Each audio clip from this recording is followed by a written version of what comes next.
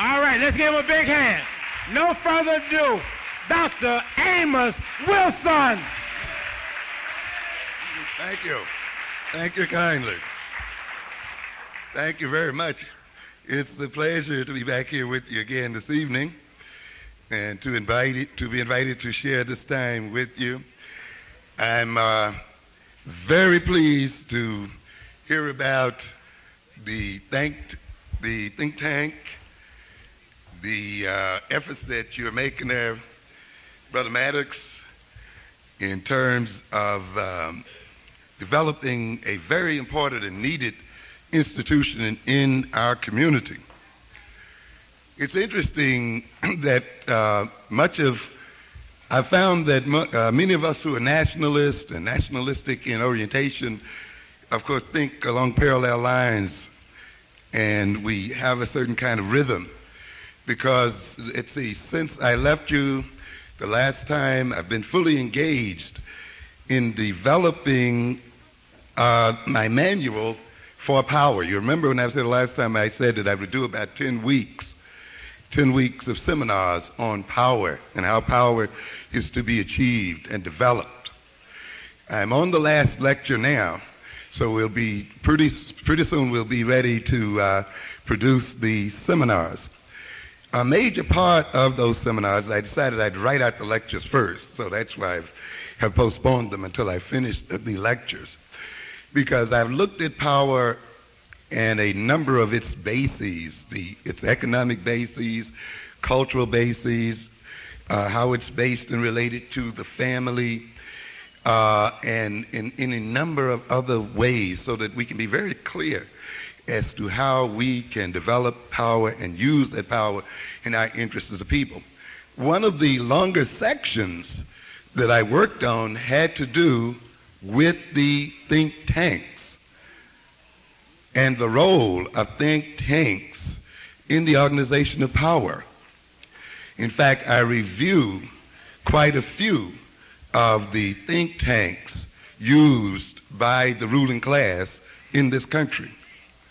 And as a part of the seminars, we will go over those think tanks, look at how they operate, what role they play in the society, how they form a major part, in fact, the central part of the ruling class policy formation network and the ideology formation network, how you move from the think tank into the universities, into the seminars, float the ideas into the media, use the think tanks to create expertise and get the experts located in the government so that they actually begin to turn ideology into policy.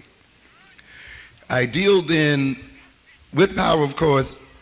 I deal with it not from the point of view of how we are victimized by it, but how we ourselves are going to use it in our interest and use it in a positive manner.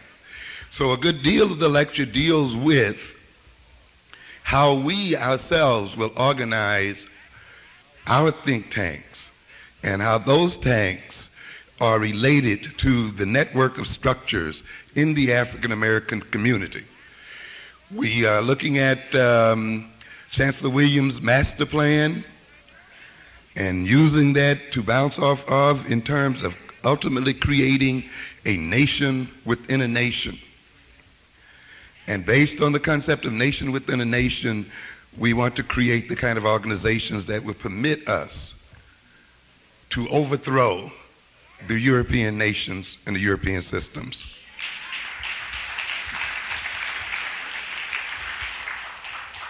You must keep that in mind. If that's not your goal, you're not about power. If that is not your goal, you're really not about education.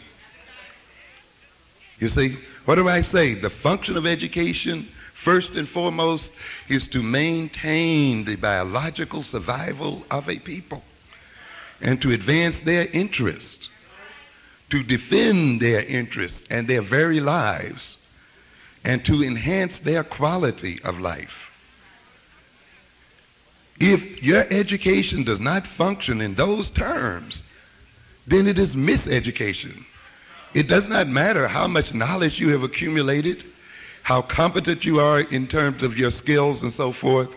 If you're not able to defend your very biological life, to defend the life of your people and advance their interests, then you have been miseducated.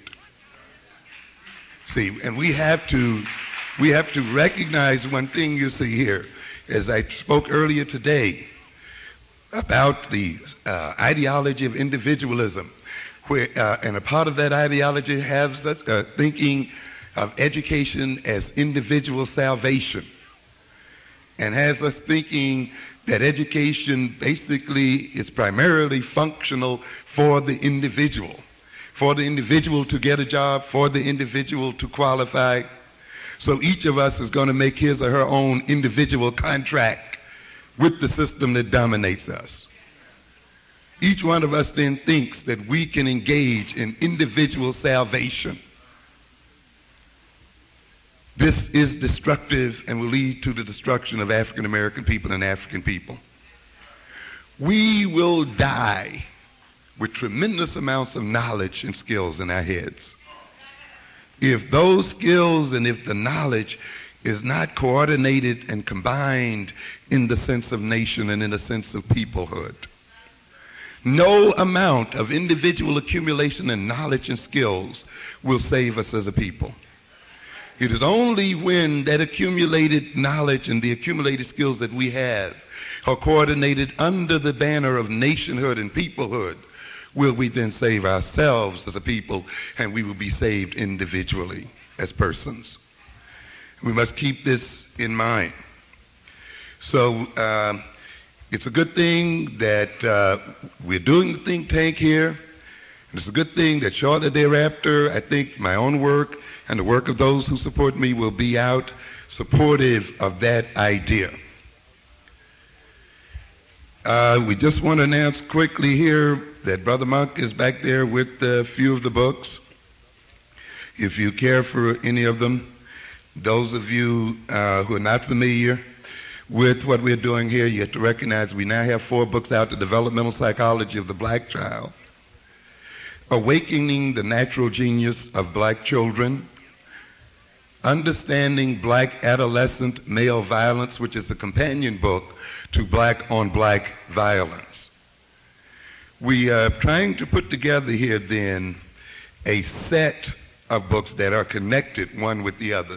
These books are not being published individually, they're really being published as a unit, so that we'll be able to move from childhood, as in the developmental psychology of the black child, right to the book that will be published later on in the fall, Educating Black Children for the 21st Century.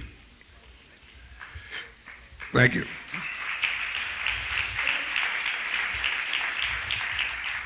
This evening, we're going to talk a brief bit about education and a little bit about so-called special ed, even though I'm not going to go into detail about that at all. I'm going to sort of use learning disabilities as sort of a paradigm in terms of education. I try to urge people when we talk about the problems that confront us, that we must talk about them within the context in which they occur. It's very important that we begin at the beginning. Too often people begin to discuss problems and issues too late in the sequential chain of events, you see. Instead of starting at the beginning, they will start on the 3rd or 4th link. And despite their good intentions and so forth, they will often arrive at the wrong conclusions because they have not started at the right beginning here. As I have pointed out in other assemblies, we must start with the fact that we are a dominated people. That's very important that we keep this in mind. I am beginning to urge now that we start to discuss domination and the psychology of domination. And we focus on that because it will permit us to see many problems and issues and to predict many events in the future. I suggest that we engage in that before we engage in the discussion of racism. because racism is a secondary quality of domination. It is an instrument of domination. The first thing is the desire to dominate. The second thing is then to choose the instruments of domination, of which racism is but one. There are a number of instruments of domination, and we're going to go through those in our seminars in terms of the various forms of domination and the various means by which domination is attained and maintained. Look at domination. Recognize, as I have said in other assemblies, that domination is a social problem. When you say that we are dominated, or that we are dominated as a people, we are saying that we have a problem. You cannot be dominated without having a problem. You cannot be, as we are, dependent on another people the way we are at this point without having problems. We cannot be vulnerable to annihilation and genocidal destruction without saying that we have problems. And when I talk about then our people being dominated, I'm talking about not only are we under a system which seeks to control our behavior in its interest, but we are also in a system where we are greatly exposed to genocidal destruction because we do not have a countervailing power to defend ourselves as a people. At this point, our lives hang on a thread. If the United States and Russia and other nations were to combine their military and other forces against us, we must ask ourselves what African nations and people could arise in our defense. That's why I've told you earlier that a part of the education of our children must be an education into military strategy, and must be an education that ultimately leads to our capacity to defend ourselves militarily. What did we say about the major essence of domination? That this society, though it rewards us, this establishment, though it rewards us, to maintain its control, if necessary, will kill us. And you must keep in mind that the European never intends to give up control of African American people. Never intends to not be in a position to dominate us as a people. Never. And if it is necessary, and we've seen it already, we see it every day, for those people to kill us to maintain control, they are going to engage in that. You keep that in mind, because see, there are some of those who are being rewarded by this system, you see, and they see themselves being elevated in it, and they think therefore it is changing, and its nature is changing, and its program is changed. You manipulate both through reward and punishment. So people who want to manipulate and control others may at times reward those they want to control, and if necessary, destroy them on the other end. So you cannot assume because you're being rewarded by this system or promoted in it or given some so-called new liberties and so forth, that this means that the system is becoming soft and is changing its whole drive, focus, and purpose. Not at all.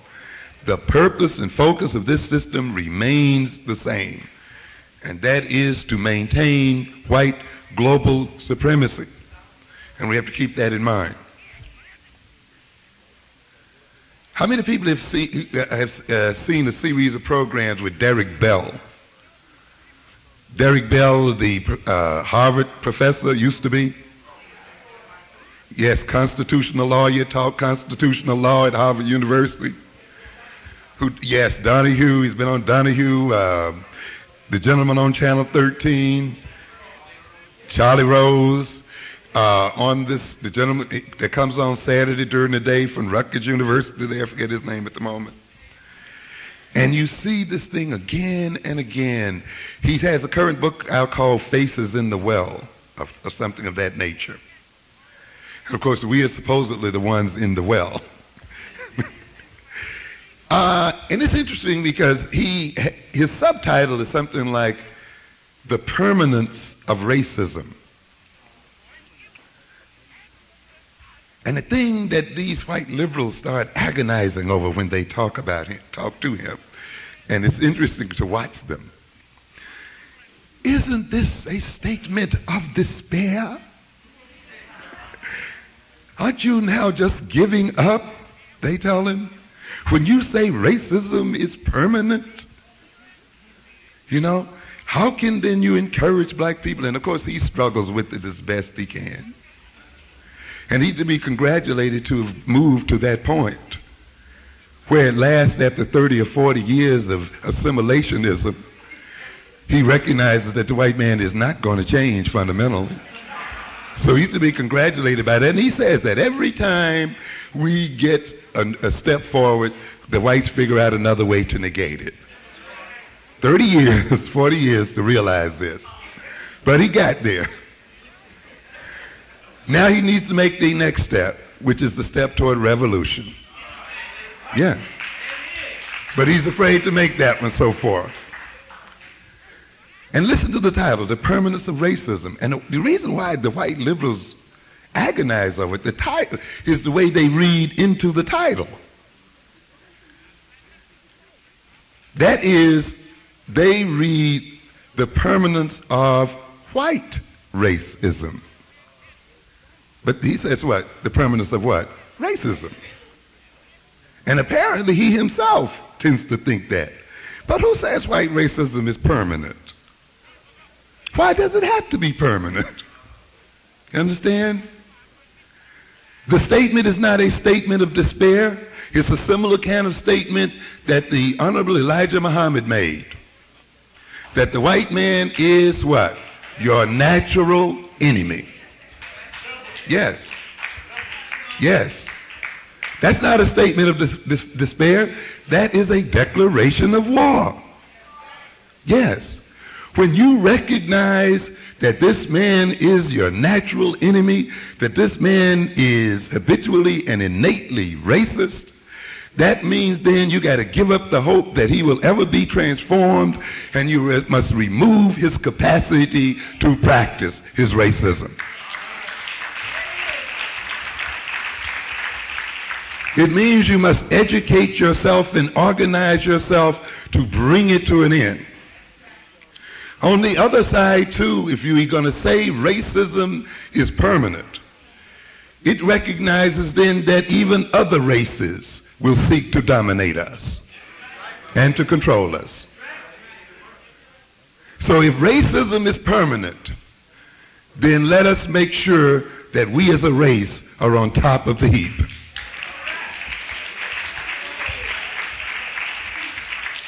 Oh yes, if you say it's permanent, then you better make yourself in a position where you won't be affected by it. But you see, you didn't want to understand the Honorable Elijah Muhammad. As soon as he mentioned racial superiority, it frightened you to death. I saw more people get excited about the idea of black superiority than they ever did about white superiority. So on two levels, we must deal with racism and must recognize then, if it is permanent, whether it's white racism or any other kind of racism, the African American community must develop itself to defend itself successfully against the racism of other groups. And we're going to get to that. When you make that your goal and your purpose, it revolutionizes your approach to education, to socializing your children, to organizing your community. When you are filled with the futile hope that someday, some way, these white boys and little white girls are going to hold hands with little black boys and little white girls. That kind of wishful thinking is going to retard you mentally, socially, and economically.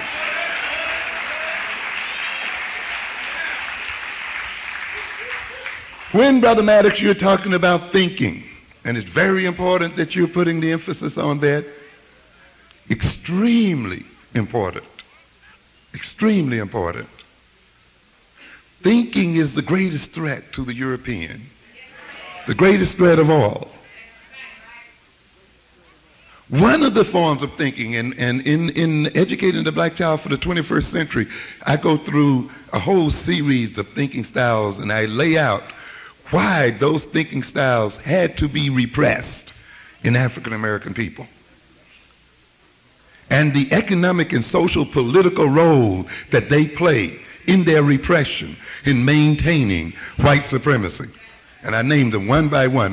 Why do we have problems with conceptual thought, abstract thinking, thinking in analogies, hypothetical thinking?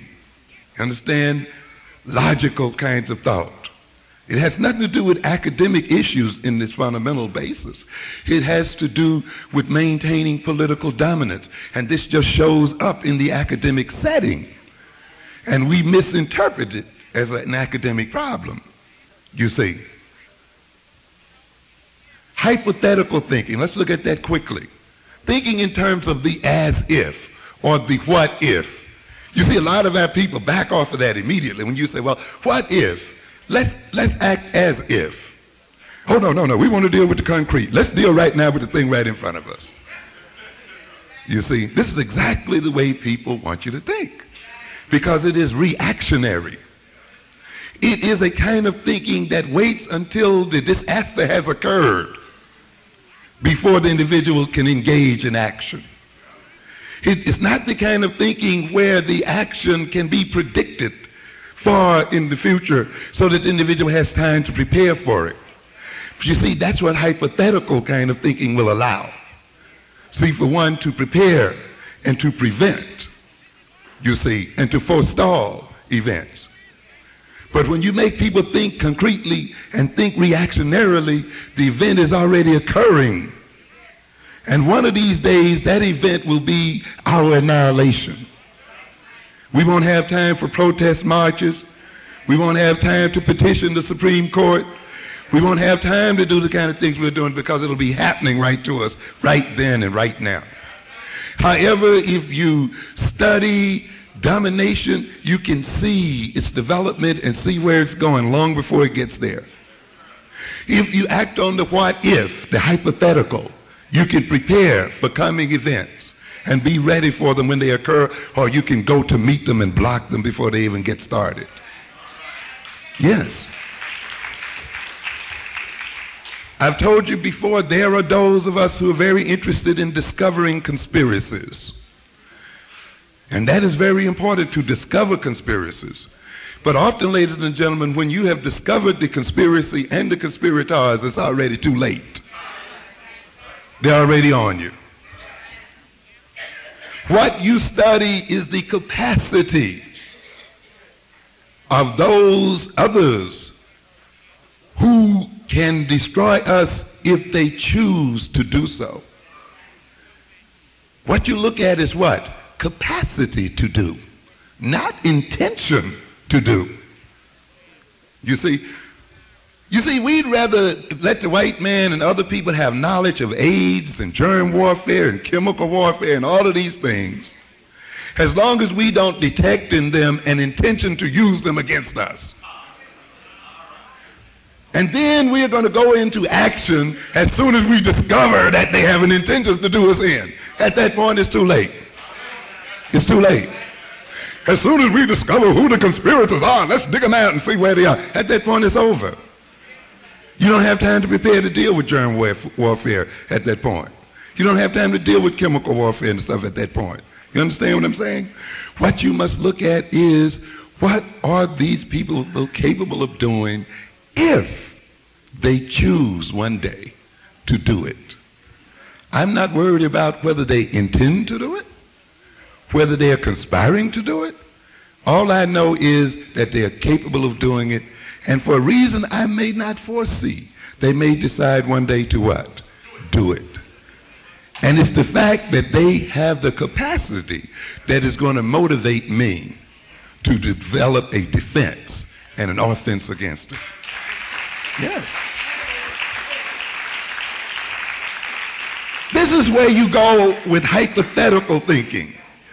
And you lay out a lot of ifs and propositions. But you see, a lot of us start going to sleep. You know, you're talking theory. You know, this theory is the greatest reality, I'm telling you. Theory is concrete.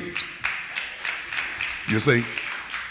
Why? Because you're in a win-win position, right, in this situation. If they never use it, you're okay. You haven't lost anything, have you? If you have been prepared that if they should do it, you're also okay because you're in a position to defend yourself against it. You see, so when you operated on the hypothetical and prepared in terms of the hypothetical, you win either way. Whether they never get around to it, or if they do, being able to do what? Successfully defend yourself against them when they do, or before they do.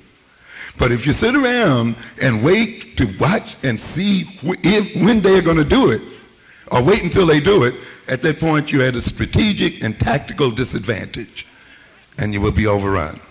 As a matter of fact, being prepared to deal with them often is the very thing that keeps them from making their move.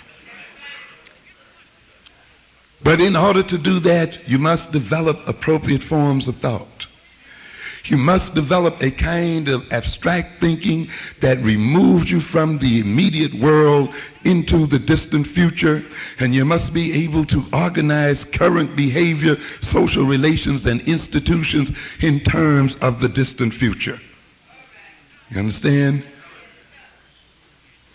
And therefore, abstraction, which removes the individual from the immediate circumstances and makes propositions about the future, then becomes the foundation for concrete action. It's not just a playing with ideas. It is the vehicle for concrete activity and preparation.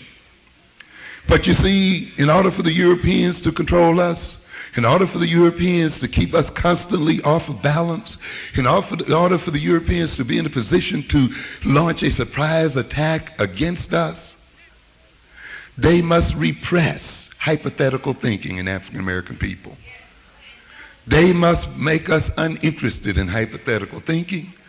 They must make us devalue that kind of thought and devalue people who engage in it. You see? And therefore, as I will talk a little later on, the whole social system is organized to destroy these kinds of thinking styles in African people. White paternalism said, look, you don't have to worry about the future. We're going to take care of that for you. So you don't need to project into the future. You're not in charge of your future, therefore you don't need to organize for it. You see, what did we said before? Why are so many of our people caught up in immediate gratification? Why is the attention span of African people so short?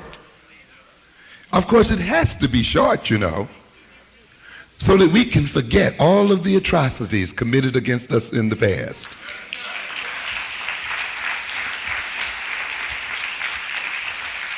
So that we can forget immediately, 2 weeks later, every insult that has been visited upon us as a people.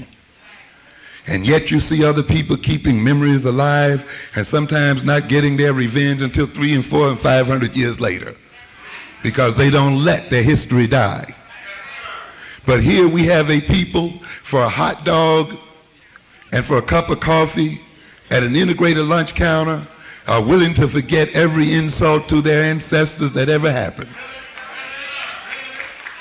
What does it mean then? The loss of memory by African American people, the shortness of the attention span becomes politically and economically productive for those people who've destroyed their memories in the first place and destroyed their ancestors.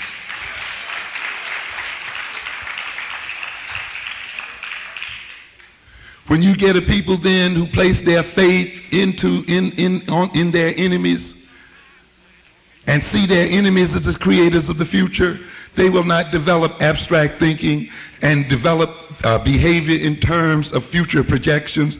They will leave it to the others. And you know what I said? You know, we are always in wonderment. Lord, what are they going to do next? You know, what are we going to do next? That becomes the issue. Not what are they going to do next. And so we will show how many of these thinking styles are designed to maintain political stability of white supremacy. So what do you have here in the African American mind? A mind that has been made bereft of its past. And you see, it takes abstraction to also visit the past, doesn't it? In other words, in order to deal with the past, you have to leave the immediate circumstances and return back to a time that no longer exists in concrete terms. Think about that past, draw knowledge and information from that past, draw wisdom from that past, draw all kinds of conclusions and inferences from that past, and use the past experience, past knowledge, and all of these things to deal with current and future problems. But when you let another people destroy your interest in your past experiences, in their past as well, then you lose concrete coping skills and possibilities. You cannot bring to bear many things that have been already generated and use them as tools for confronting current problems and future problems. It puts you then at a disadvantage in the face of people who have long memories and who look at their past constantly and consistently and who keep re-examining that past for lessons and principles and methods and so forth that they use to defend their interests and to advance their interests. Therefore, they must develop in their children the capacity to abstract themselves from immediate circumstances and to project into the past and take from the past those gifts that the past have to offer, so that they can take those past experiences and take those gifts and recombinate them into new syntheses and to create new combinations of possible solutions to solve the problems that confront them. But when you want to keep a people imprisoned, you make them forget their past. You must understand that identity and consciousness is a part of a grid of coordinates. We locate who we are and we identify who we are and what we are in relationship to other points in mental space. We know who we are and what we are by comparing ourselves to where we have come from and where we are going and how we are related to various other important points in time. But when you have lost your past and lost the history of your past, you don't know why you are where you are, how you got to where you are. You don't even know where you are. And you don't know where you're going. And you don't know who you are. Because identity rests in a sense of continuity. That there is something in me that has existed and continued from the very first day of birth. And I use that sense of continuity to say who I am and what I am about. And therefore, when a people lose that sense of continuity from their birth and through their history, they lose a sense of who they are and what they are about. They cannot locate themselves in time and space. And a people then who are not determining where they are going also have that same problem. And so what have we done? We've let the Europeans steal our history from us. And we've let the European also steal our future from us. And then we complain about our children and ourselves being caught up in immediate gratification. But what else can you be caught up in if you have no future and no past but the present? And so consequently, our children in these schools, confronting academic and other problems, which requires that they use abstraction, which requires that they project a purpose and organize their thinking and behavior in terms of that future projection, which requires that they look back and see what information is already available and how that information can be utilized to get them where they're going. When a people have been robbed of their history, of their past, and their future, they will have children then who will have problems in the classroom situation, which demands this kind of thinking. You understand? That's why, ladies and gentlemen, if you are to solve the academic problems of African American children, you must solve the political and economic problem of African American people. You must solve the problem of being dominated by Europeans, because that domination will create and shape your thinking styles and thought styles and behavioral styles and emotional styles. You have to understand that. I wish we had time to talk about some of these things. There's a lot of confusion around here. We got some African people around here want to identify thinking imprecisely as an African form of thought. Oh yes. And they want to tell African people that we are only an intuitive people, and that we are only satisfied with approximate thinking, not precise thinking. Don't fall for that baloney. First of all, the study of the history of Egyptian civilization and our other civilization will get you off that kick about African people not being precise. Okay? Be very careful. Do not paint European stereotypes of African mentality in the red, black, and green. Okay? Oh yeah, because we got some people who are running this kind of game. When it comes time for hard, straightforward, precise thinking, logical, critical analysis, we have some jokers who says, well, you know, African people are an intuitive people. So, you know, we're just going to what? Intuit this. Come on. You got two sides of a brain here. You got a left side and a right side. And you must use them all. Well, you know, we are an emotional and a feeling people. What's that nonsense? Because it is through our emotions and our feelings that our enemies manipulate us. Yes. In order for us to be dominated as a people, we have to be predominantly emotional. And we have to be predominantly guided by feelings. You see, and not know when feeling is appropriate, and intuition feeds the thinking process rather than intuition totally dominating the process. You cannot make them. African people are intuitive and precise. We are nonlinear and linear thinkers. You understand? We are concrete and abstract.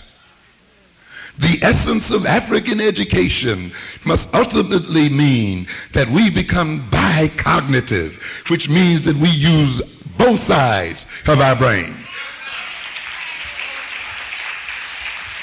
And we use them appropriately. Don't come telling me that we only have one form of thinking, you see, and that we cannot acquire other forms of thinking, and that we should not acquire other forms of thinking. That would mean that your creator then has built in a disadvantage, an adaptational disadvantage for you, that says now that you face a group of linear thinkers, you face a group of people who think abstractly and conceptually, and who use that thinking to develop weapons and means of manipulating and controlling you. You, being an African, should not or cannot develop the kind of thinking necessary to block their intentions. No. We're not buying that. We're going to think intuitively when it's productive for us, and we're going to think conceptually and abstractly and linearly when it is also productive for us. I've given you an example, haven't I, of the Star Trek situation. Remember, Star Trek is a good example there. We have Mr. Spock, the linear thinker, half man, because he has no feelings, no human qualities. But he's analytical and objective and thinking, and that gives him certain advantages, but he's still not fully developed. That's European man. Then we have Dr. Bones, filled with human emotion and pathos. But that places him often at disadvantage because he's too overrun by feeling and emotions. He cannot detach himself at appropriate times from his feelings and his emotions. So these two people are the helpmates of Captain Kurt, who is what? Both objective and feeling. You see? He's able when necessary to detach himself and analyze and critically work with the problem. And at other times to allow his feelings and intuition to operate. That's why he's the captain of the ship.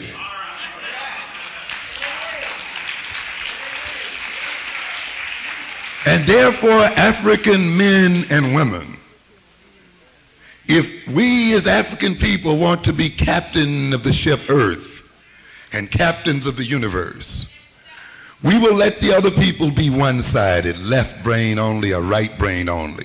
We're going to use our whole brain.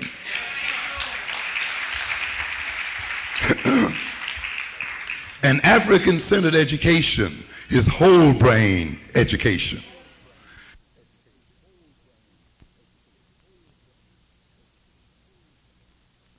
And uses them appropriately. So we have to recognize at the center of African-centered education is not only the education into culture and history and so forth. That's extremely important. Because culture is also a way of thinking. More than anything else, culture is a way of thinking and of conceptualizing the world. Not just a way of dressing, a way of dancing, the ways of rituals. That's a part of culture, yes. But on a fundamental level, culture is an intellectual system.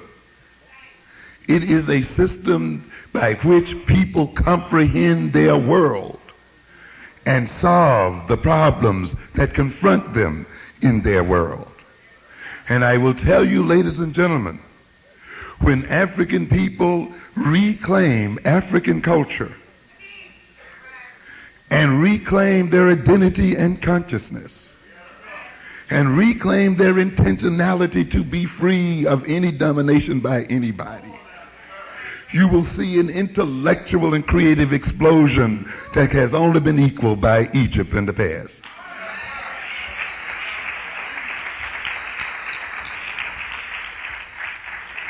Because we got the mind for it. We got the brains for it. But let me quickly move on here. I'm always running over time. But we'll run quickly through the presentation here this evening. Remember though what I'm saying? Domination is a social problem. Domination creates social problems. Those who dominate benefit from their domination. Keep that in mind. Therefore, they have an investment in perpetuating the problems generated by domination. Okay? You must keep that in mind. Then you will never be surprised why these programs white people propose never work out. And no matter how much they talk about education, it never works. No matter how much they talk about crime reduction, it means we end up in jail. Why? They have never solved the problem. Because they have a what? An investment in maintaining the problem. Our problems are sources of their political and economic domination.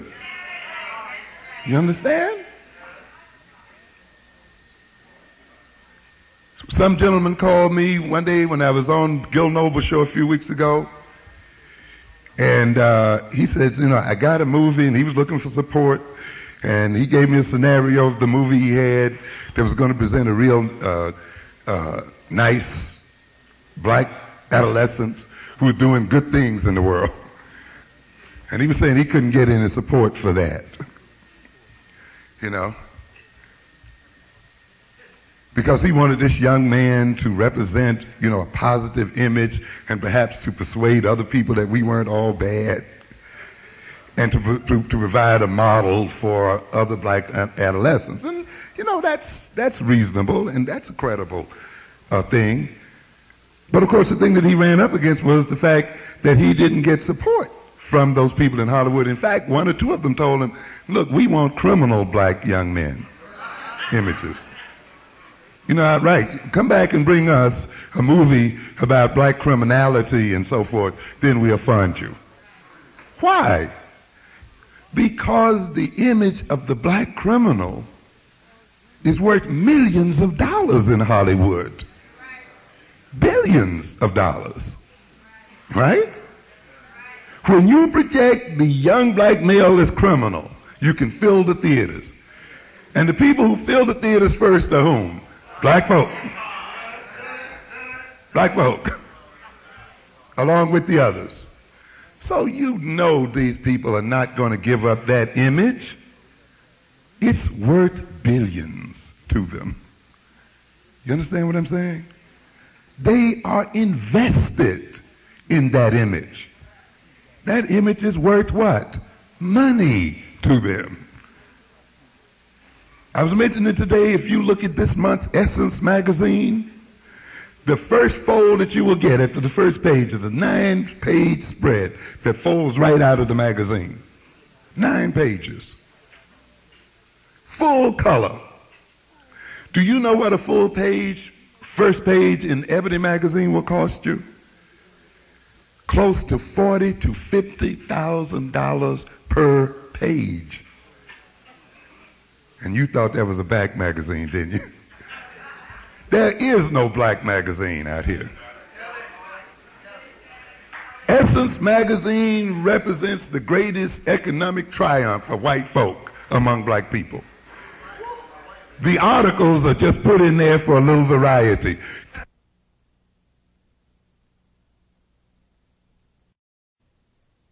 Economic structure. The articles are in there merely for variety. And that is why you're not going to find any revolutionary articles in there. That is why you're going to find Emerge magazine writing about Dr. Jeffries and not permitting him to write in it so that they can control the concept of who he is and what he is. That is why in the Emerge magazine they will pretend to speak to real issues, but they make sure they're edited it in a way that they will not insult those white advertisers. And if they deal with a strong issue, you will see the lead editorial on the first page trying to kick down or reduce the possibility of reaction. Look at it. You're going to tell me Ebony magazine is a means by which black businesses can move forward? You're out of your mind. 1 inch of that magazine will cost you $1,000 and $175. 1 inch, a 1 inch column piece. Black and white page will cost you around $25,000 or $30,000. A full color front, first page in the magazine, 4 colors, $50,000. And you think that's your vehicle to get to the black market. You're out of your mind. So when you look at Essence magazine with that 9-page fold, and I don't know what their rates are, I was afraid to ask them. After I asked Ebony what its rates were, I thought I was going to advertise these books in it. Forget it, But even if Essence sells 1 full page for $20,000 a piece, you're talking about an advertiser that's paying a minimum of what? $180,000. Okay? Now, if those were Ebony pages, you're talking about what? You're talking about, 9 times 50,000? $450,000. You know Johnson is not going to rock that boat. Don't you know, ladies and gentlemen, that it's so-called black success that imprisons us? When that success depends upon the patronage of other people? That is why for Ebony Magazine, many of the problems and issues that Emerge pretends to deal with, it pretends they don't even exist. It can't. And when you turn this Essence magazine this month, you will see one cosmetic ad after another. One right after the other, almost every page. Beautiful ads. Benson and Hedges, a full-page golden pack of cigarettes. Beautiful picture. Yes. And a part of this game that told ladies, you have come a long way, baby. And tried to make them identify freedom with enslavement by saying that if you enslave yourself to a smoking habit, it means that you are free. So you will symbolize your freedom by becoming addicted. But this is the kind of game. This is the way this system must work. I've told you before. What? In order for this system to work, black people must feel freest when they are what? Most enslaved. Yes. And we must see our enslavement as the essence of freedom. And we look at our magazines enslaved to white advertisers. And we see that as freedom of the press. You're out of your mind. It won't happen. Why are so many cosmetics ads there? And why is Revlon going into very special research to deal with the black skin? Oh, yes. Yes. You understand? But you must recognize that blacks who are what? 12 or 15% of the population are buying 40% of the cosmetics. All right?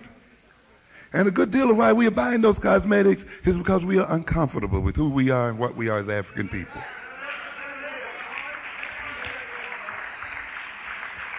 We have a problem with our natural African beauty. And this industry makes tons of money, enough to invest from $180,000 a month to $500,000 a month in that problem. And they got to earn their money back and more. So consequently, it is not in their interest that black people never have a problem with their African selves. It's too valuable. Understand what I'm saying?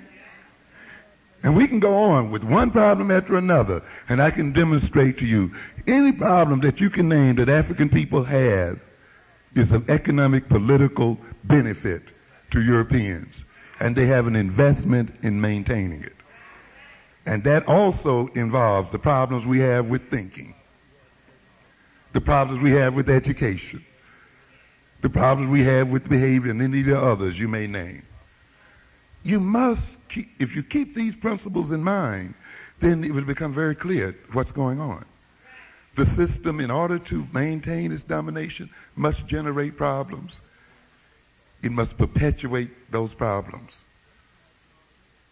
That's why, in the end, you've got to destroy it. You see? There are some of us who think that I came here tonight to talk about how you rehabilitate learning disabled children. Are you kidding? I told my class, and I have a class over there, Children at Risk. As I know you expect me to come up here and write on the board the characteristics of the children at risk. They behave this way, they look this way, they think this way, they come from this kind of family. Forget it. Forget it. I didn't come here to do that. The first thing I come here to ask you is, what? Who put them at risk? That's the number one question. These are children. Why are they at risk? This is the thing you got to ask. You see? Who benefits from them being what? At risk.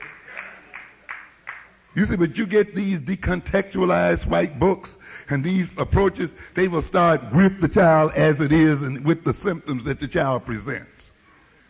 And then they'll get you into a remediational psychology. How do you cure them after they get the problem? And I told my class, I'm not going to sit here and lay out a lot of remediational approaches either. That's not the first thing I'm going to do. You know why? Because if you had a remediational approach that was picture perfect, that worked 100% of the time, let us propose that you discovered a method of rehabilitating learning disabled children that really works. So 100% of the children came in, that went into the program, came out abled. Would that solve your problem? The problem isn't solved. Because you are working with them when? After the problem has occurred. The system that is generating the problem is still doing what? Generating the problems. And even though you may have the perfect system that operates once they get in there, the system is going to be generating them so fast, they're going to overrun your capacity. And all you can do, we need more social workers, we need more psychologists, we need more school disciplines, all that kind of stuff. And you'll be run over. So the deal is then, while we will look at remediational approaches, we must ultimately look at preventative approaches. We must nip the problems in the bud, and we must prevent and knock out that generative machine. Yes, we must destroy the generator of the problem. But you can get so caught up in remediation and dealing with the problem until you forget to block it at its source. And the generator of the problems, ladies and gentlemen, is the power differential between African American people and European people. That problem flows out of our relative powerlessness. These people generate these problems because they have the power to do so. And we can prevent them from generating these problems by neutralizing their power and their capacity. That is why then when we study children at risk, we don't sit around and do a whole menu of characteristics all the time. We are busy developing strategy to end the generator and to destroy white power, which is the generator of the problem, and destroy white supremacy, which is invested in the problems, and even invest itself in the remedial programs, by the way. You see, what do we say here? We have a system that generates the problems, and then it pretends that it's got the method for curing them. So it profits on both ends. It profits by generating the problem and crippling the mentality and behavior of our people, crippling our communities, crippling our power as a people. And it makes tons of money, as I have just indicated, by doing this on the front end. And then it comes around the back end and pretends that it's got a solution to the problem, and it sends then its agencies and humanitarian workers and helping professionals who then come in to help themselves to us again. And so we're ripped off twice. We got to end this game. You got to ask the question, why is it that despite all of this so-called educational technology, despite all of the sophisticated thinking and learning, we're never able to solve problems that black people face? The answer to it, of course, is that the problem must continue to exist. We have to end domination. The educational establishment is a part of that system. There are a lot of people who like to take education out of the mix. No. The educational establishment is as much a part of the system of domination as is any other establishment in this system. There is no exception. It is the major establishment. Racial domination and ruling class supremacy are institutions. The principal functions of institutions is self-perpetuations. Any minor sociology course will tell you that institutions live to do what? Perpetuate themselves and to expand themselves. And to do that, they issue ideologies that justify their existence. And they generate evidence to justify their existence, and which justifies the necessity for their existence. This is the basic role of institutions. You see, one of the benefits of power is that you can project an ideology that justifies your reason for having it. And then you can actually generate evidence which also can be used to justify your reason. You see? And you got to look at the fact then that the system generates its evidence. And I talked to you about that in black on black violence. We rule over black people because they're innately criminal. We rule over black people because they have difficulty learning. You see? Therefore, we have these establishments and programs and everything, and they exist to deal with these issues and problems. But watch out. It's the very institutions and programs that also do what? Generate the problem. You see? And create the problem. I told you about the power of projection in black on black violence. The white man projects his criminality onto black people.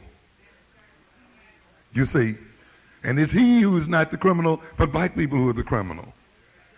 And when you combine that projection with his power, that projection process becomes a process of what? Creation. Because when he believes that you're a criminal, when he believes that you're innately less intelligent, his power over the purse, his power to control the conditions under which we live, will mean then that he will control the purse in line with his belief and control the conditions in such a way that they will actually begin to create criminality and learning problems in reality. And then he will go out and document the existence of criminality and the existence of learning problems and say, this is the reason why we must be in the position that we're in. And even the victims themselves then will go along with it because they say, well, they have empirical evidence to back up what they say. Not realizing that the empirical evidence has been generated and created through a power process. Because, you see, that's all left out. And there's nowhere we are taught in our schools and places to see the processes that takes place. And therefore, we are overwhelmed by statistics and so forth. White supremacy has been and is institutionalized in any number of ways. Its institutions are designed to serve its exploitative interests. The educational establishment is one of the major institutions of white supremacy. And its educational ideologies and practices are designed to justify its existence and to provide adjunctive support for white domination and to generate the evidentiary conditions which support both its existence, that is the educational establishment, and the existence of the system of which it is an integral part. In fact, educational ideology and practice are potent creators of the material conditions and evidence which maintains and supports the white supremacist system, the very ideology itself. You have to understand, ladies and gentlemen, the role of ideology. You have to look at the fact that this system is a system of inequality. It is a culture of inequality. One of the things that characterizes this system is inequality between individuals and people, where certain people have billions of dollars and others have nothing. How do you justify that idea? How do you justify that situation? And this is the role of the white intellectual establishment, to justify white wealth and power and white poverty and black powerlessness and poverty, to justify white wealth and power in the world and African poverty and powerlessness in the world. You see. And what is the ideology then that this system projects to justify itself? It projects the ideology of individualism. Yes. And the ideology, as I have said earlier, of familialism. That is, that people are in the position that they're in as a result of individual defects and deficiencies. not as a result of power relations between groups, not as a result of warfare and enslavement and domination, not as a result of exclusion from economic activity and so forth, but because they have something wrong with their minds and their brains and with their personalities. You see? And that is why they are where they are. In the older days, it used to be that they had a problem with their moral sense. And that's why in the early days of social work, the people went out trying to preach to the poor lessons in morality. Just as old Dan Quayle is trying to preach lessons in values. As if you can eat values and morality. These people suffer from a lack of money, and a lack of income, and a lack of jobs, a lack of support from their government and their system. What else does a government exist for if it does not exist to support its people? You understand? But they want to run a game and claim that it is an absence of values and an absence of morals and an absence of some kind of intangible idea that is the cause of people's material sufferings and misery. It is the absence of something within the people themselves. It is a deficiency operating in the family. And a lot of us fall for this nonsense. Well, we've got to deal with the family. And it starts in the family. It doesn't start in the family. The family is a part of a social political system. The African American family was a slave institution, and it is still a slave institution. It was created during slavery time, and even if it had a mama and a daddy and some kids, it was still a slave family. And that made it fundamentally different from the European family, even though in form it might have looked the same. But do not confuse form and substance. You must understand that. It's just not enough to have a mama and a daddy and some children and to claim that you have the same family as white folks' family. You're wrong. Because domination changes that situation. Because the black family, regardless of its composition, is a family in domination. And ultimately is a family that's designed to do what? Serve the interest of others. And despite its form, whether it has mama, daddy, and young babies, it is still in its fundamental nature being under the domination of another people, in many ways still fundamentally different. And its interactions and relationships are shaped by those denominational dynamics. And you got to understand that, you see. And when domination requires that this family breaks up and falls apart, then that is what's going to happen to the family situation. That is why, in the end, you just can't solve the problems of African people by merely trying to deal with the African family. You must deal with the forces that shape that family. You must change the nature of the system that impacts on that family. Forces fathers out.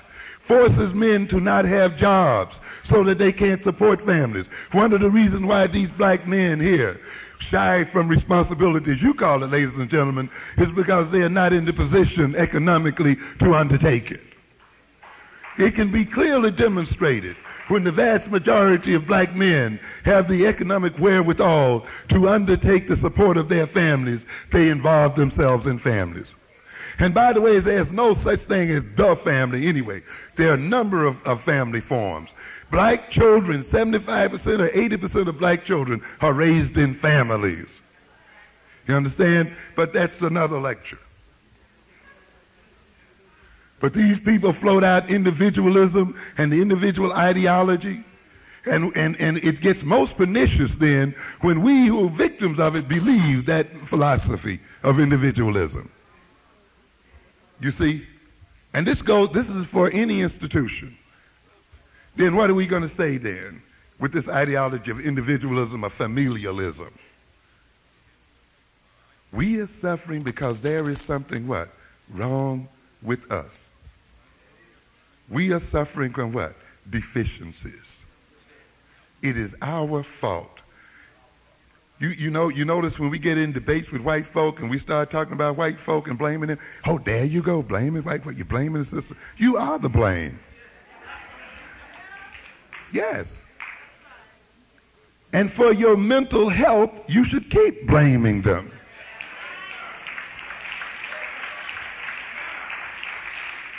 Why should you take up on yourself self-blame? It fits the facts anyway. You see, but when you inculcate this ideology of individualism, then you must engage in what? Self-blame. Self-negation. You see? Self-hatred. Self-alienation. Depression. You see? And when you look around and see all of those people who have your same color and of your same background, you begin to do a race number with it. You must believe then that it's endemic to the whole race. You see? Then you lose your aspirations. Then you become apathetic. And then here come the white sociologists and their black followers. And they go in now and check your characteristic. These people lack self-love. They lack self-esteem. They have low aspirations. They have low, and one thing after another. And it is this so low self-esteem that is the cause of their problem. You see, it is their it's their alienation that is the cause of their problem. But how was this what? Generated. These people generate the problem and then blame the problem for creating the problem. And many of us then will go along with it. But let me tell you something, and I'll end it soon here. We didn't get around to our subject matter, but we'll talk about it some other time. Let me tell you about this business of ideology. It's so important. And I'm going to tell you that because, you see, we as people don't want to get into abstract thought. You must get out of this. You see, this business of ideology. Do you know what? The ruling class and ruling white supremacist structure, does not believe in individualism. It does not believe in it. Let me read you a quick quote of some of the things I'm writing now about power. Interestingly, the ideology of American individualism, with which the wealthy and powerful European American community indoctrinates the subordinate African American community, is neither really accepted or practiced by that dominant community, especially its ruling elite. Neither does it actually accept or practice the ideology of the individualism, free market capitalism, into which it so skillfully socializes its lower classes and the African American community. For the implicit acceptance and extreme practice of these ideologies, that is the ideology of individualism and free market, are individually isolating, overly competitive, and communally divisive. In other words, when we believe this ideology, it divides us, isolates us one from the other, puts us into direct competition one with the other, and maintains division within the community in the name of good old American individualism so that a ruling class can manipulate it to its end. And therefore, this philosophy of individualism is impoverishing and disempowering, which is the reason they are foisted on the African American community. We're the only Americans in America. We're the only ones who really believe American ideology. I'm telling you, we are. We're the only people who believe this nonsense. The abiding characteristics of the culture of power and wealth are these. In other words, ladies and gentlemen, when you get off of studying our characteristics, I urge you to study the characteristics of people who rule you. And often you have to reverse these equations, you see. Instead of saying, what are the characteristics of the weak and the powerless? Why not ask, what are the characteristics of the powerful and the wealthy? Because that is what? Where we want to go. What is the nature of the organization of those who rule and control themselves and control the world? You understand? And this is what we'll be doing in the courses on power. We won't be talking about how we are victimized by power. We're going to talk about how we're going to victimize the victimizer. You see, in order for these people to rule us, they must create us in a mentality where we can't see the obvious, where we can't see what is immediately in front of our face. That's the only way it can work. It must set us up in such a way that we'll spend tons of energy trying to dig under the establishment and see what they are doing. What kind of little conspiracy are they doing under here? We got a lot of people caught up in that, you know, reading all kinds of books about this underground European conspiracy. Baby, it's the overground one that's working you. Shoot. You know, I had a friend, you know, who said, you know, we're worried about the third eye and we can't even deal with the two we got. You know, that right here in our heads. We spend all day trying to locate the third eye. I'm not saying we shouldn't. But also, you know, these eyes were put here too to see things. All right? Any intelligence agency will tell you that about 85% of its intelligence is gathered from standard popular publications. Yeah, just reading newspapers and magazines and journals. That only about 5% of intelligence and of important intelligence is gathered by some secret underground type of stuff. Most of it is what? Right up front. Right in front. We must gain the capacity to see what's right in front of us. And I tell you, these Europeans reveal themselves to us every day. All the time. One of our greatest powers we have is the European, his whole plan for ruling and everything is right there. We can reach right out and get it. What are the characteristics of this? Oh boy, yeah, what are the characteristics? These are not individualists. That's what I'm trying to show you here. The characteristics of this. Oh boy, yeah, what are the characteristics? These are not individualists. That's what I'm trying to show you here. A class, community, and ethnic consciousness. Those people who rule know that they're in the ruling class. They know one another.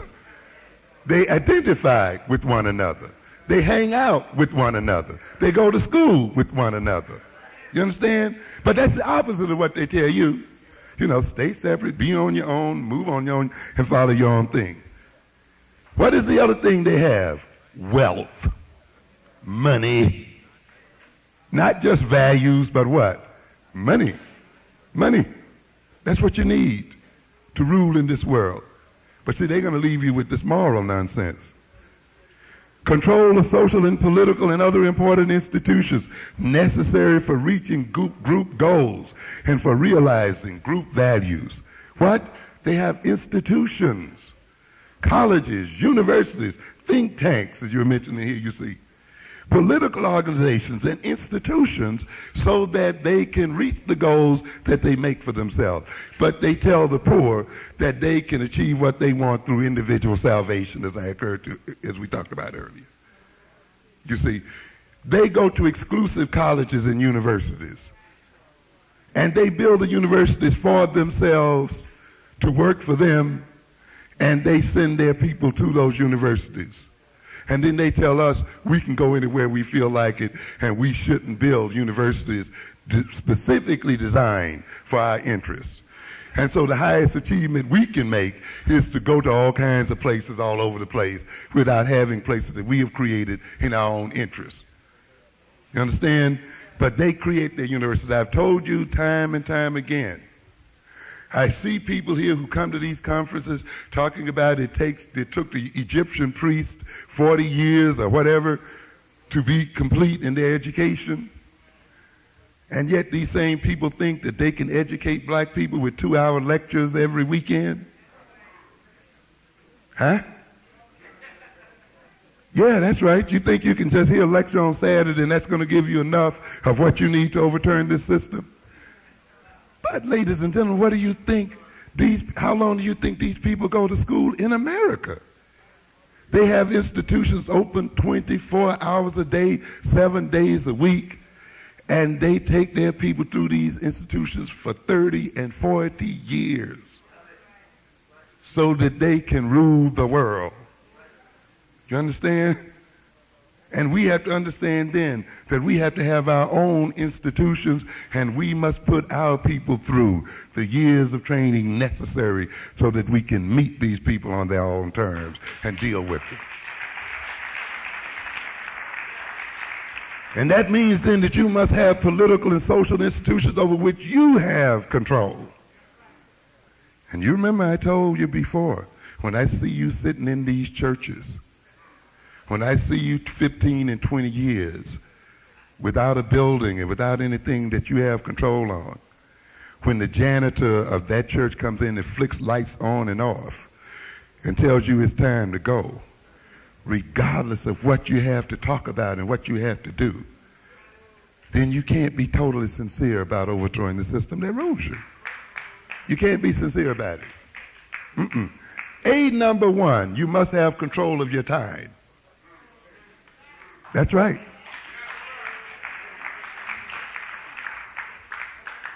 I can tell you whether a person has a real grasp of the problem that confront African people by the time they give you to talk about the problem. You see? And it indicates then, they often indicate that they have no grasp of the problem. You see? Because they say, well, you got an hour, you got 45 minutes. You know, something like that. And the same thing goes in the school. I've told you before that in these schools, black children are torn up by the time system. Because you have inherited a system from another people.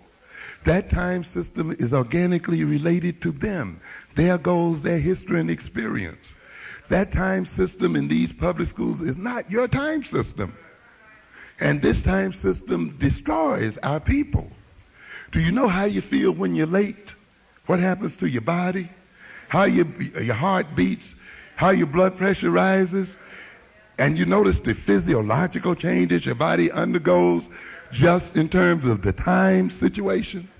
You notice how you start getting nervous, anxious, how when you're sitting in an exam, that stopwatch is up there ticking away, and you lose your memory, and you lose your thought and organization. This is what happens then when you let another people set the time for you. When you operate in their time system, that time system will destroy you physiologically and mentally. It will destroy your mentality, your memory, and your capacity to think. You confuse that with a lack of ability. You ever notice once you get out of the exam how all your stuff comes back to you? Yeah, which means then that you didn't lose knowledge. You didn't even lose the memory. You lost the capacity to do what? Under the pressure of time to what? Retrieve it.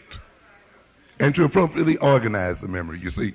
So if you want your children to appropriately remember, to organize their thought, to organize their behavior, you see, then you must provide them with an appropriate time system.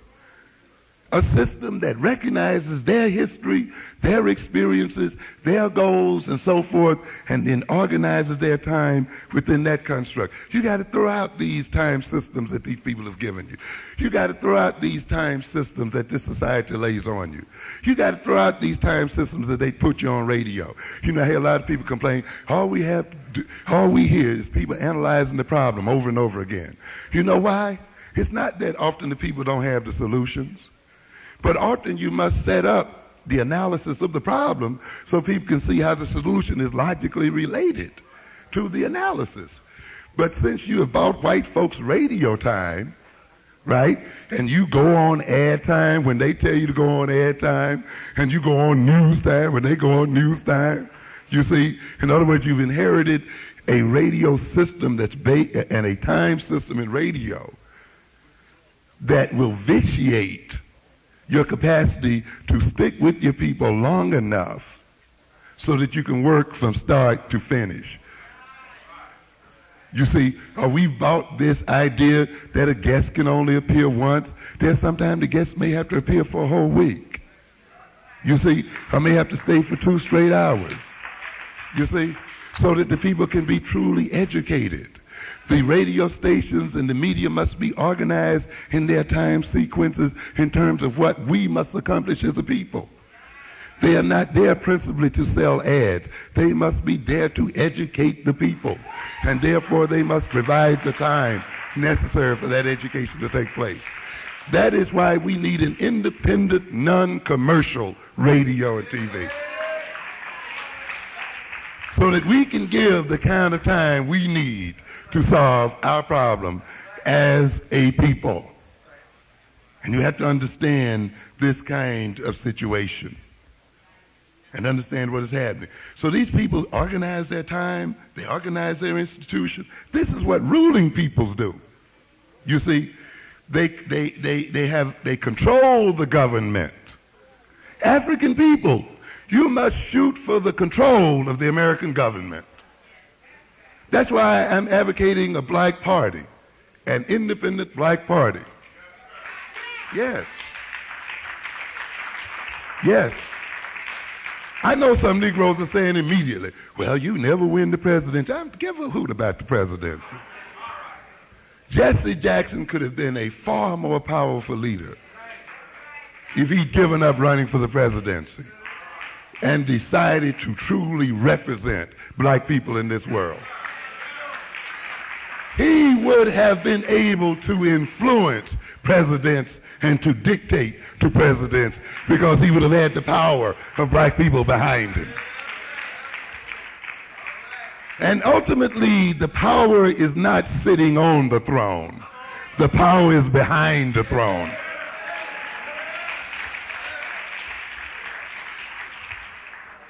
Electoral politics is not governance. Simply because you're voting someone into office doesn't mean you're engaged in government and that you're engaged in the governance process. We got a lot of jokers selling voting. Every time people call up on the radio, every problem that black people suffer from is because they don't vote. If you would vote, get out of here. Ask the basic question. Look at the major victories of black people. Were they attained by voting? Huh? Did we vote in order to get the vote?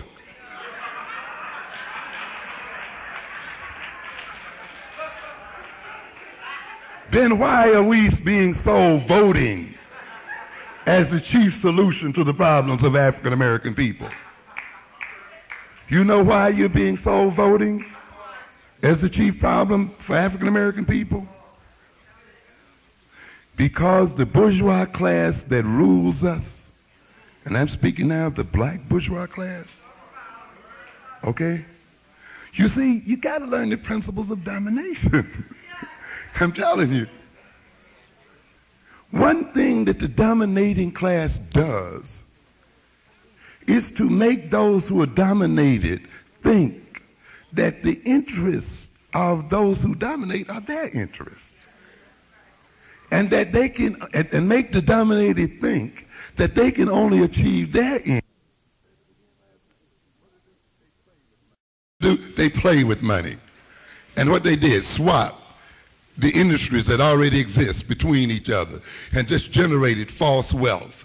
Not building, not investing. As a matter of fact, that crew took its tax savings, engaged in leveraged buyouts, indebted its corporations to no end, created massive debt in the nation, and then had the nerve to deindustrialize America and ship its industries outside of the country.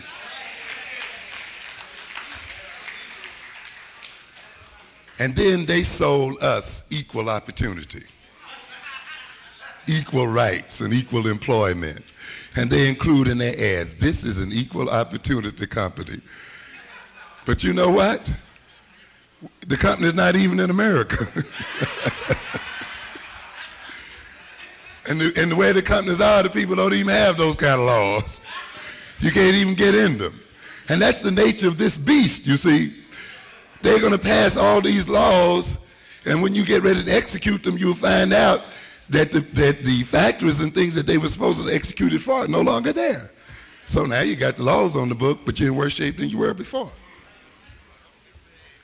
And so and Reagan then told the American people that if you support the interests of the rich, then they will solve your problems. And now they're learning here in 1992 that their problems have multiplied. And you're going to find that this is the case with any bourgeois class. It's going to tell the dominated that they will solve their problems, or the lower classes, by supporting the interests of the ruling group or the bourgeois class. The bourgeois class that rules us has to a great extent gained its wealth and prestige through the electoral process. They have gained elective office. They have gained beautiful contracts, set-asides, and they've gained access to some industry and ownership of various resources. Okay? And then they want to tell us and the masses of African people that if they support their electoral interest, which will put them into office, which will permit them to operate within the Democratic Party, that it in some way or other is going to advance the interests of the masses of African people. And therefore, then, we are so voting, and we are made to think that the election of one of these people represents an advancement for the race. Okay? And we think enriching one or two of them will give us a vicarious pleasure while we starve to death out here in the street and are homeless. You got to get ready for revolution. Yes.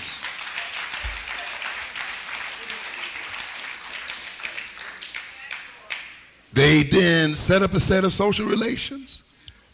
They control community resources. These people that rule control what? Resources. That's the essence of power. A control of resources. A control of institutions. Wealth. You understand? A class consciousness. An ethnic consciousness. An identity, one with the other. They control their resources. They socialize their own children. They educate their own children. They train their own children. They create the institutions in which this socialization and education and training takes place. This is what ruling groups do. That's why they create their exclusive schools, prep schools, graduate schools, and other kind of things. And why they tell you you should go and scatter yourself among all of these other institutions. They have an ideology of group superiority, of group worthiness, and an overwhelming desire to be free and independent, and a drive for hegemony, a drive to rule and to be in control of themselves. They control superior coercive force. That's how they differ. They're in control of what? The army, the police force, and in control of power. So when you finally get totally out of hand, they're going to bring in what? The National Guard and the Army and so forth.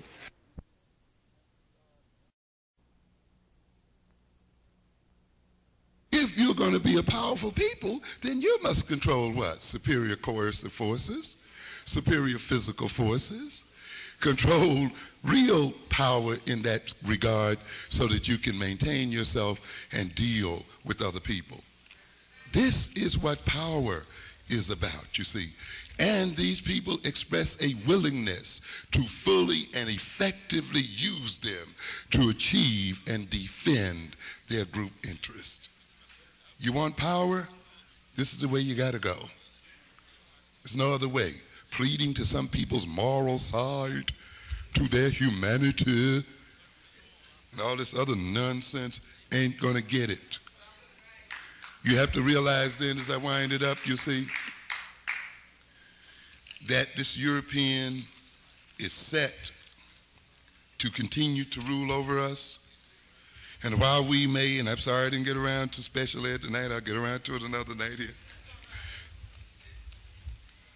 Because you remember, in order for this society to rule, it must disenable us mentally.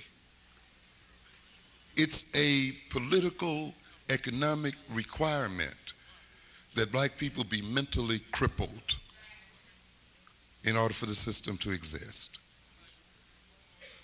It is a requirement then that the methods that this system generates in its effort to so-called treat these disabilities must contribute to the problem, or must not resolve the problem fully.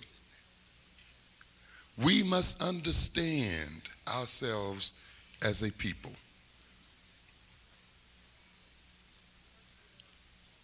You must get out of this idea that black children come to school behind, already behind. There's no such thing as children coming to school behind anybody. They come to school as they are. They come to school at the point where their culture has brought them. They're not behind. They are who they are. They reflect their cultural experience.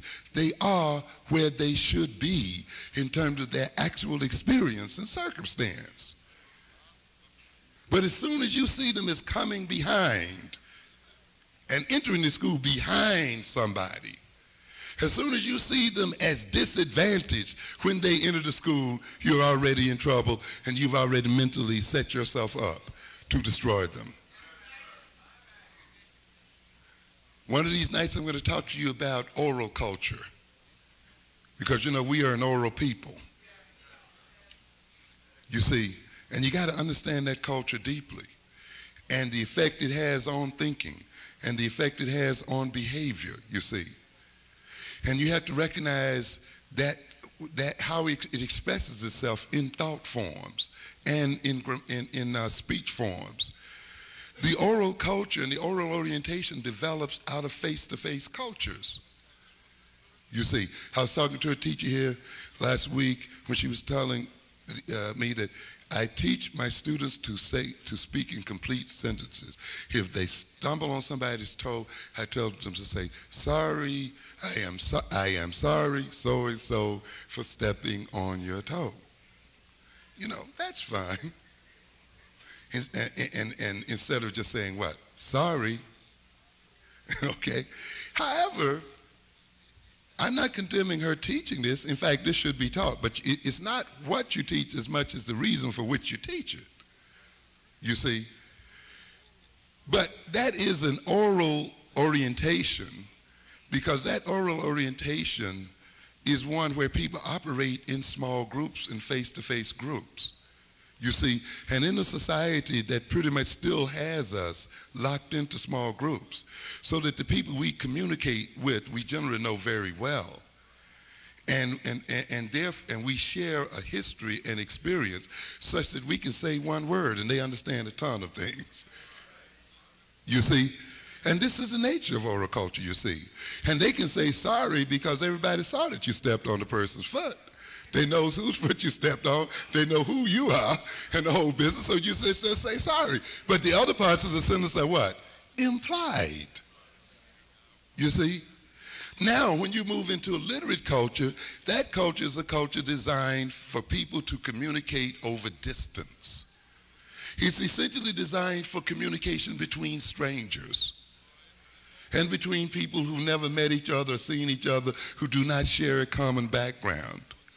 Therefore, it requires elaborated speech skills and descriptive skills and more precision in expression, because you've got to supply much more of this in order that the person understands what you're talking about.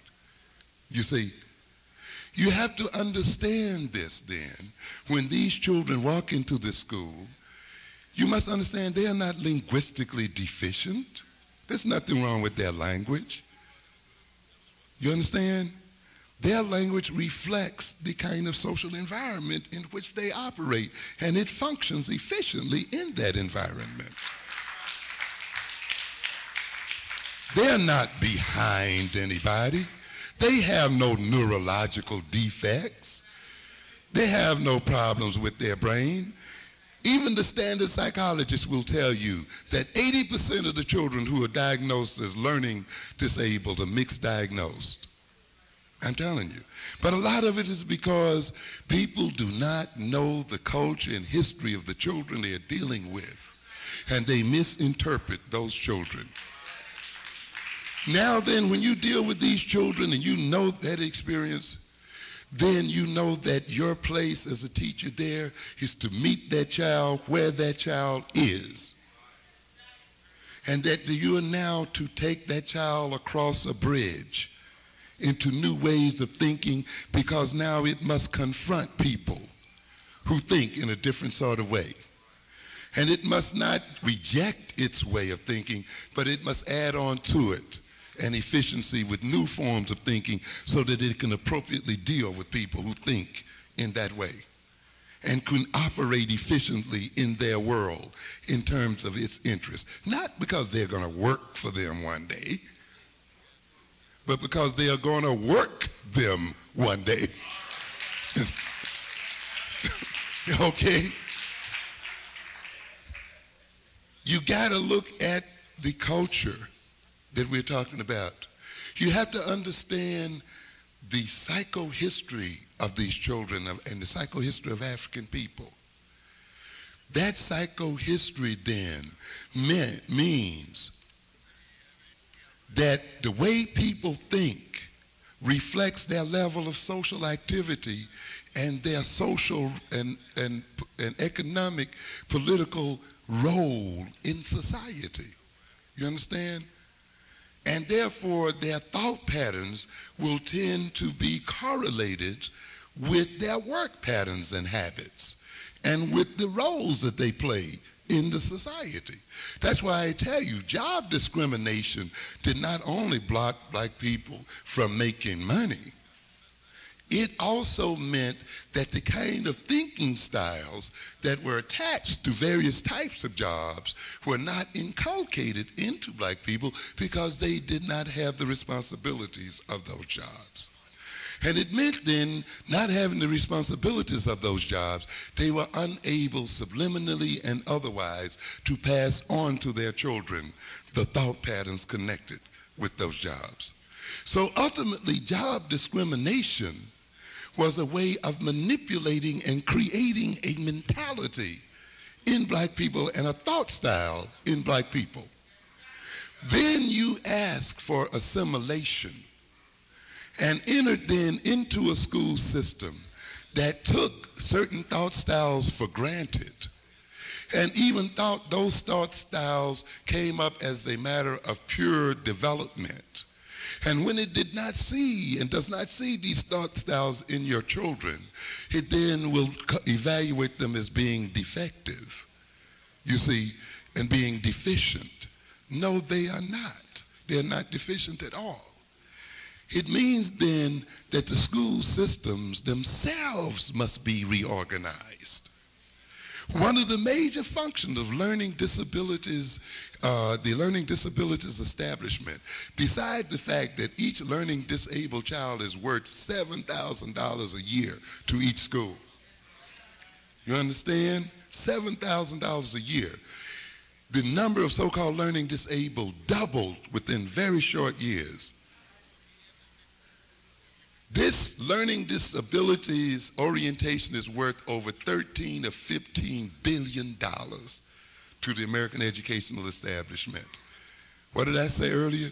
The people are invested in our so-called disabilities. School systems depend on our having these disabilities, ladies and gentlemen. That's why in the end, you've got to change the nature of school organization. And you got to organize these schools in line with your psychology as a people and in line of where you want to go as a people. That means a thorough African-centered education is not only an education that is based upon the history and experience of African people.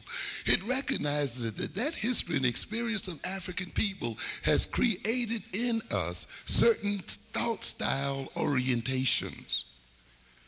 It has created in us certain learning styles. You understand? We have been conditioned into thinking and learning in certain sort of ways. So then when we enter into other institutions where people have been conditioned in thinking in other ways, we are put at a so-called disadvantage.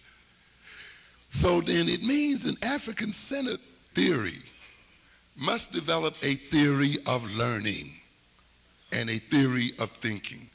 How do African American people think? How do African American people learn? You got to work this out, you see.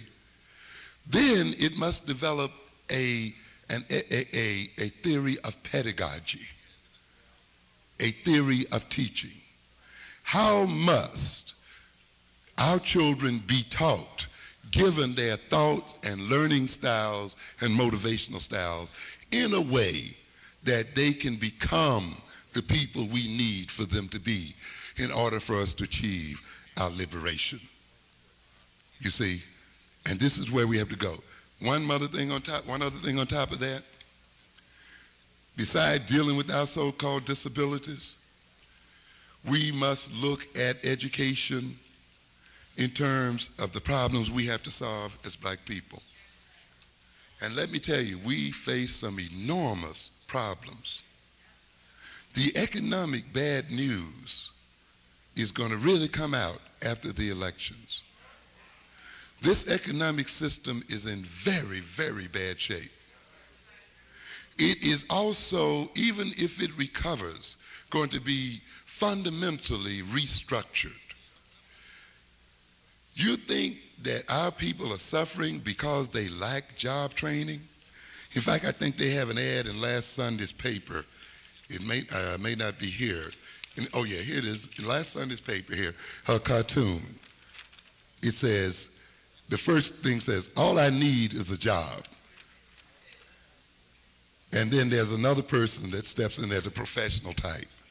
What you need is job retraining. Then he has him studying job retraining. He's writing and scribbling and he's learning. And the other one then has him handing him a job retraining certificate. Okay? And the last panel has him saying what? Now all I need is a job. In other words, ladies and gentlemen, when you call yourself training these children for jobs, when the jobs don't even exist. White management is being wiped out. Management jobs, white collar jobs are being wiped out. This country is being deindustrialized. What jobs are you saying that you're trying to get your children to be educated for? Are you kidding? You must now educate your children to create jobs. Yes. You must educate these children into geography. You must educate them into mineralogy. You must educate them into international trade. You see? So that we can build up trade with the Caribbean, with Central and South America, and build up trade with the African continent. We must have Africans owning Africa, shipping to America, and this must be shipped through African hands in America itself. That's right. And the reason why we want power in this country, we want the power to manipulate U.S. foreign policy. Okay? We want the power to make African countries most favored nations in America. We want the power so that the African manufacturer can have access to the American market. Because we know that it's not, the Africans cannot manufacture and technologically develop themselves unless they have markets to sell to. And this large African American population in America must make one of the largest markets in the world, which is even expanding with the addition of Mexico and Canada. We must make this market open to African manufacture and African technology.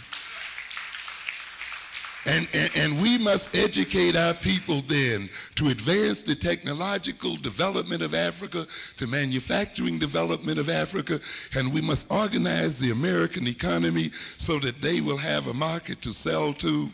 You understand? And this is what power is about. I warned you the last time I was here that we are caught up in unrealistic expectations. And I told you the last time, every time I see a Negro stand up, he talks about black and Latino. And we got a bunch of people here who want to carry the whole world on their backs, even though they can't walk on their own 2 feet. You better learn something about reality. These people are going to ride your back until they are able to walk on their own feet, and they're going to turn around on you. There's no love between a people. There are interests between people. And they coalesce when their interests coalesce. But when their interests don't coalesce, the love affair is over, man. So the people who may operate with you today may be your enemy tomorrow. And you have to work on that. After I told you that in this month's Atlantic magazine, what do we have here? Immigration and the New American Dilemma. Blacks versus brown. You read about the high school over here in Brooklyn. You know what's going on over there.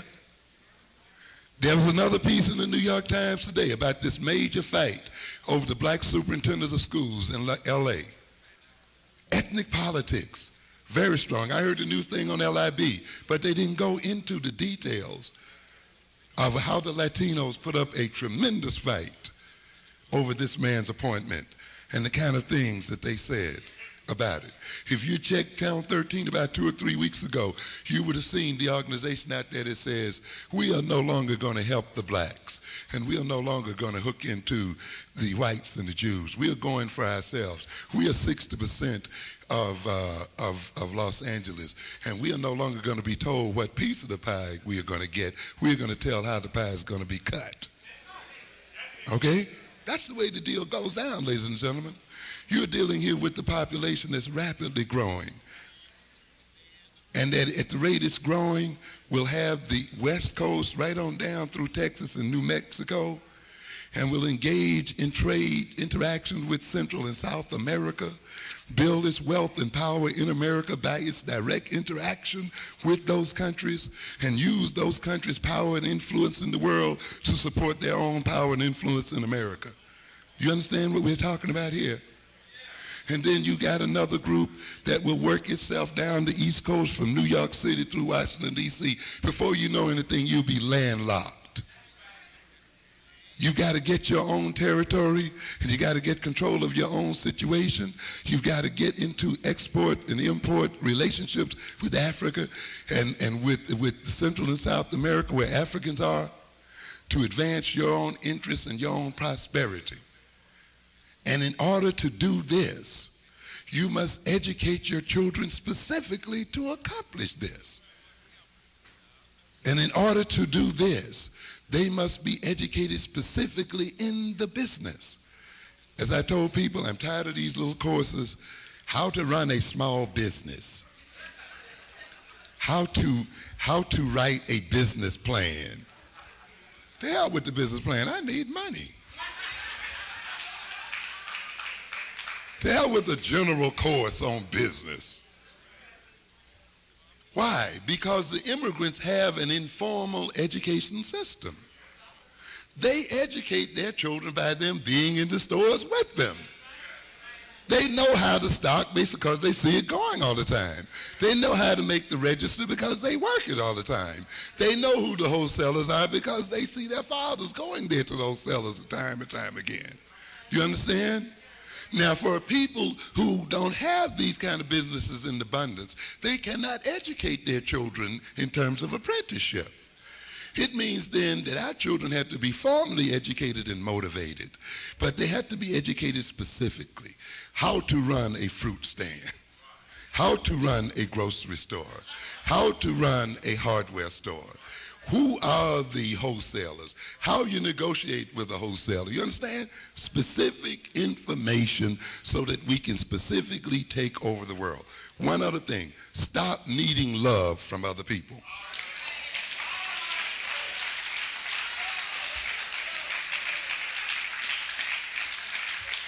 Settle down for the fact that we're going to have 20 to 25 years of racial tension.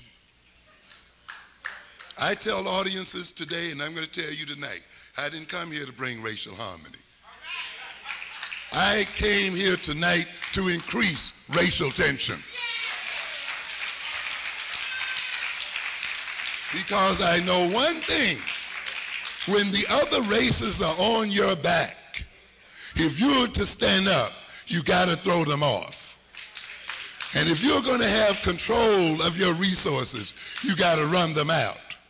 And you got to get used to the idea that they're going to call you everything but a child of God. They're going to accuse you of reverse racism. They're going to lay everything on you when you move them out. But you got to move them out anyway. And you got to move forward. Good night. Thank you very much.